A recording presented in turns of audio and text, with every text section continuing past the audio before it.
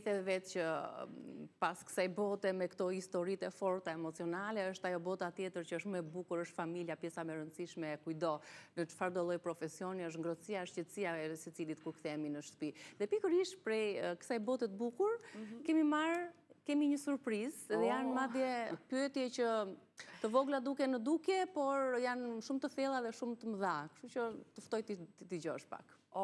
Të gjithë, unë jam Amelia Mandro dhe jam çupa e Odetës Mandro. Unë sot kam sa ankesa për mamin. Mami, ti se e djori ti bëre intervistë po jo mua, se e do më shumë atë, gjithësi ne do fillojmë me pyetjet. Ti gjithmonë e fillon emisionin në orën 4 fiks, por kur të them që të vish në shtëpi, thuaj pritet e pak. Ti se mban mend historiave të tjerëve në emision, por nuk mban mend të dëshirat e mia? Unë të dua shumë, ti e mami më e mirë në botë, unë gjithmonë të jem fanësia jote më e madhe në botë, të putha. Amelia më kanë qarë mua në karakter që dhe kur e shprej dashurinë e shprej me të bërtitur. Të dua shumë. Sa mirë, të shef si idhull, të shef si fansja jote më e madhe. Niki, sot kur po nisesha për në punë, dola më herë, sepse isha ftuar në programin tuaj. Dhe tani po e kuptoj. Amelia po e bëja gati për në shkollë dhe më tha, mami, çfarë ore do dalësh soti? Pse i thashu, pse më pyet?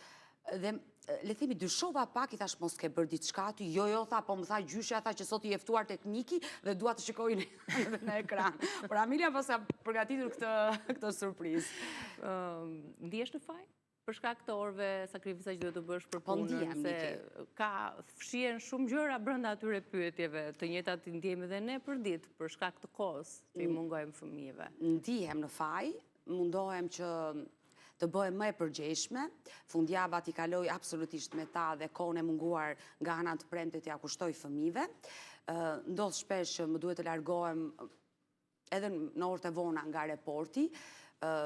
Amelia më telefonon më shpesh se e djori, mami kur do vish, mami kur do vish.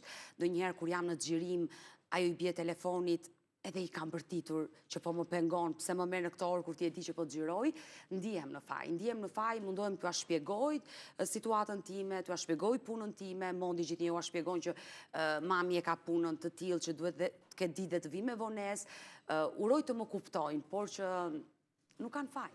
Derisa është fansja jote më e madhe, kështu që e kam filluar shumë bukur.